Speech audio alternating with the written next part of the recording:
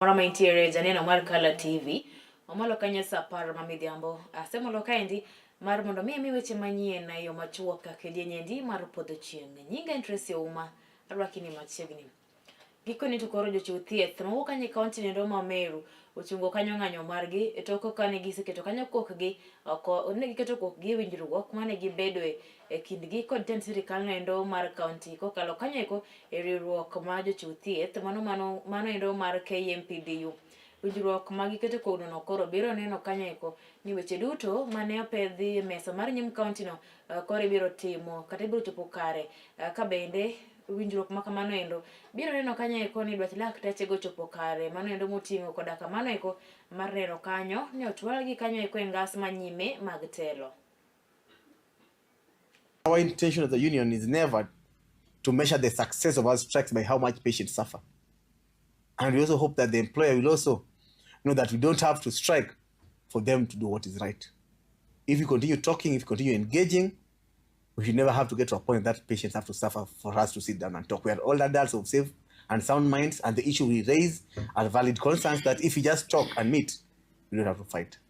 Tunashukuru county government kwamba wameweza kutusikiza na tumeweza kufika wakati wa mawasiliano.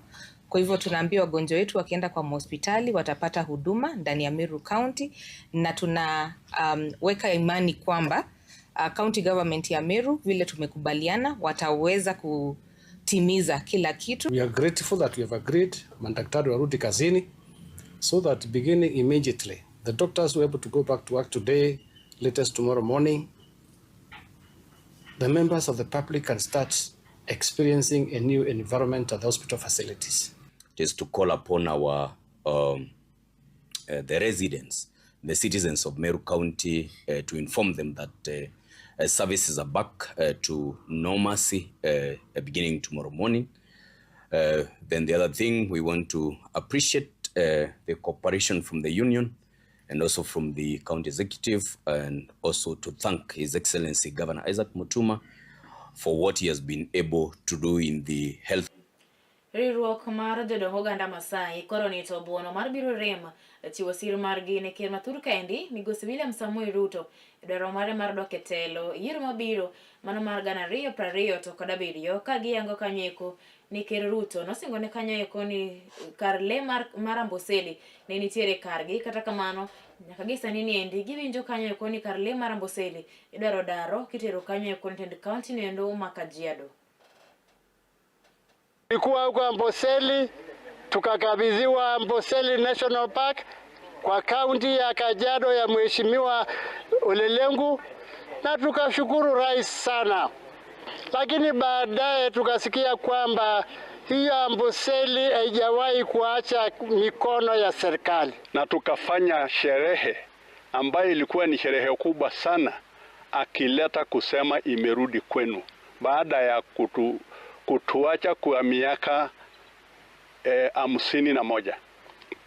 Sasa tulipata mashangao kama jamii ya Maa, kama Council of Elders, ilipokuja tena kusemekana haitarudi kwenu.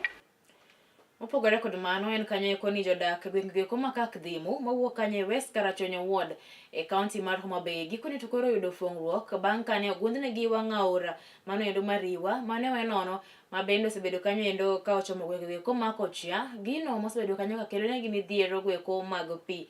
Kore Migosi Milton Ogaya oyango kanyo kune ora makamano sebedo kanyo endo ka konyo jodak makono kuom mano noneno kanyo ni gini endo maber mar mondo ne ogundnegi aora no mondo dhi nyime kod konyogi weche go mag keyo pi. Eka komachielo bende juro were mondo ni kanyo kune gitiyo matek.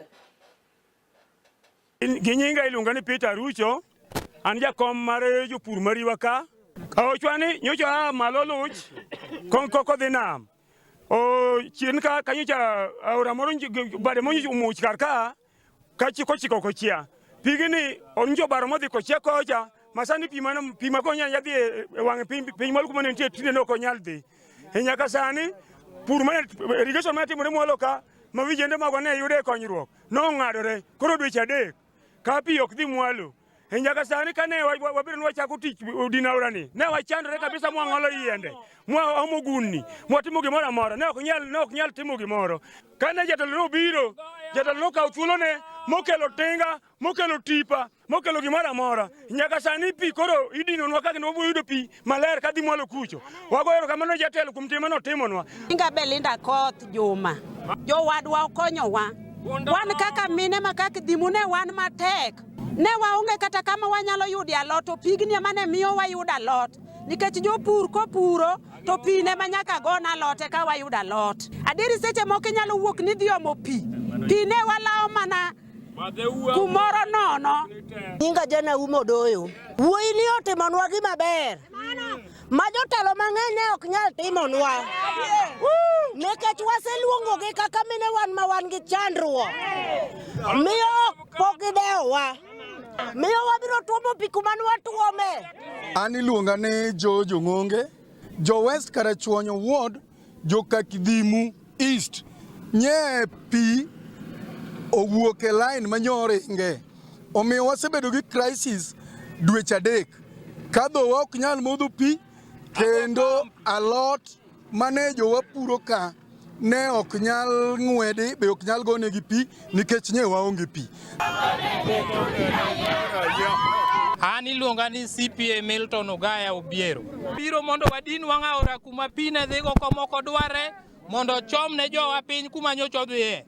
Ora muneno kani jodalawa aora riwani vijende wete na nyocha puro kendo alot michamo e Karachuonyo ka te nyocha wuok e riwa ka kendo sani gidhi yudo thuolo no makende mondo giendelea gi irrigation mane gitimo e farms gi.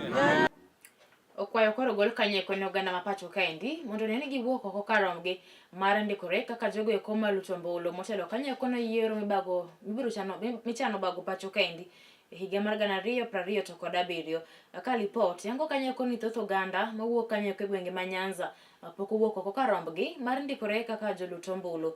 Okwayo makamani nogol kanyendo kod jood bura Mauriri mano kanyo migosi Mark Nyamita kinde mabende ne owuok oko mar puonjo jopiny ber eko mar ndikruok kaka joluto ombulu kendo biro yiero kanyeko jotelo makare.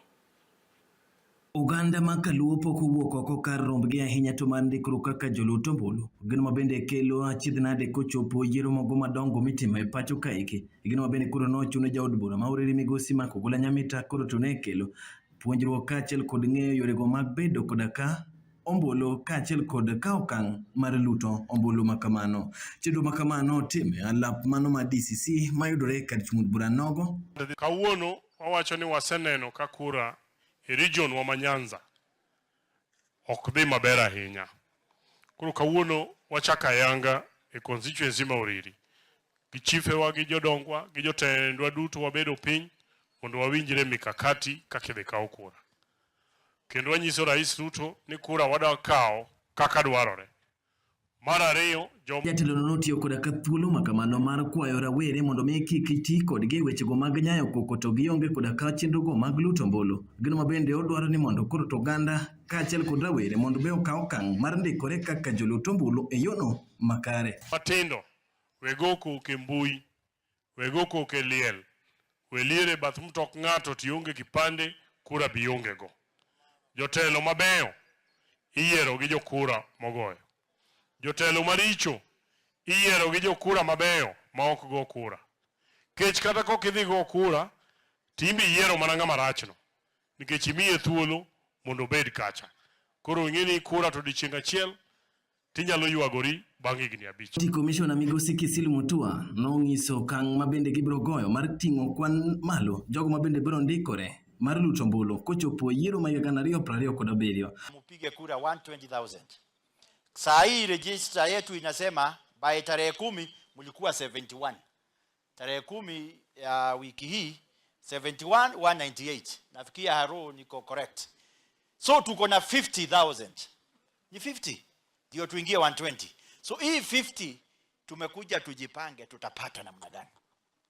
Mimi imani yangu ni kwamba Migori County tunaweza kuandikisha kura 1,100. Saa hii ni tuko na kura 532. Tarehe 10 tulikuwa tumeandikisha watu 523,000.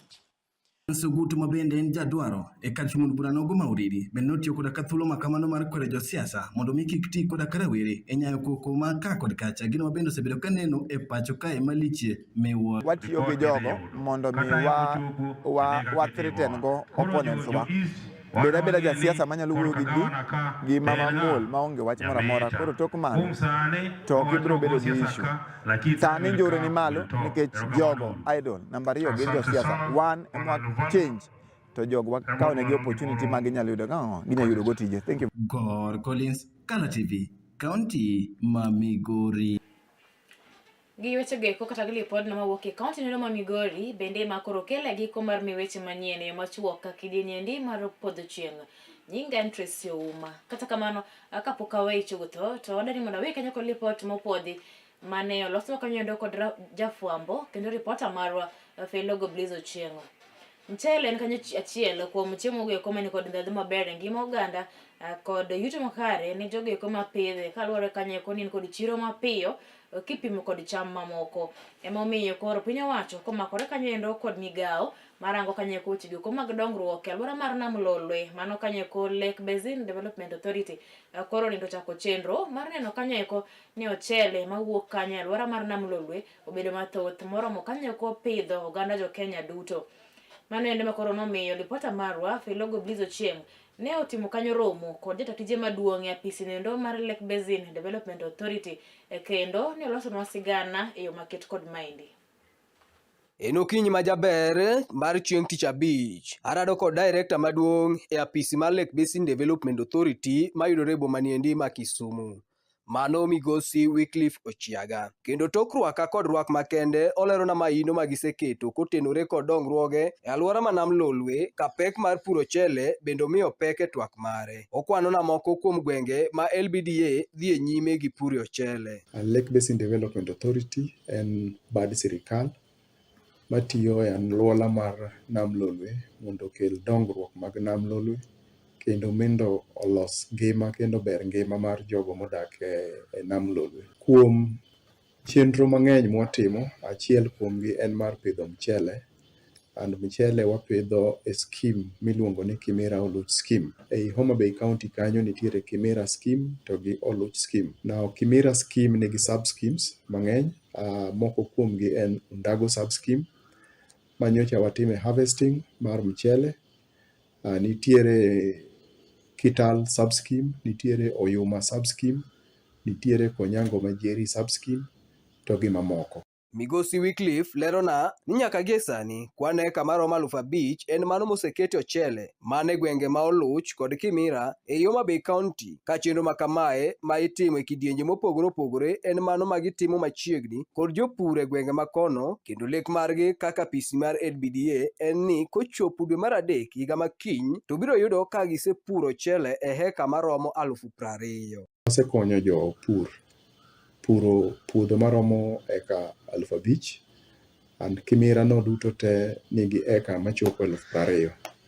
So pod wan gi tich maduong' mar konyo jopur mondo wayaw eka 15,000. And kuom paro ma wan godo gi mpango ma wan godo en ni kogik higa manyien dwe mar 3 to puodho maromo eka 20,000 biro bedo active Kimira kanyo.